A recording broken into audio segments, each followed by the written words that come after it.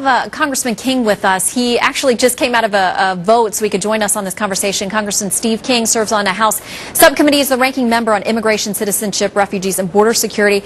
Congressman, I know you're very busy. Thanks for joining us. What's your take on this case and whether agents could be justified in what happened? I've read a couple newspaper articles and heard a little bit of dialogue, so I'm less than fully informed. But as I understand this, the individual who was shot by the agent was throwing rocks and a board that was loaded with nails at agents, and that one of the agents was hit.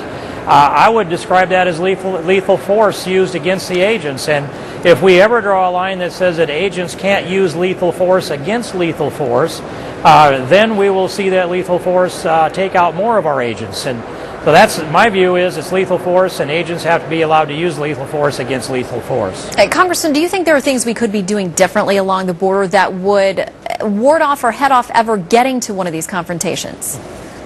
Well, there's a lot that I would do, and I've made this point that we're spending about $12 billion on our southern border to defend it. We're chasing people across the desert 70 and 100 miles north of the Mexican border. We could just take a small portion of that $12 billion and keep building a fence, a wall, and a fence. If you look at the structure that's there in El Paso, for example, where it has a fence, the river, the Rio Grande River, another fence, a patrol road, a canal, and another fence, nobody gets through that all of the way. And the infrastructure is a good investment. Yes, you have to monitor it, you have to man it, and I understand there's a fence that they were climbing, but once they come into the United States, it's easier to handle them if they've got a patrol road in the middle.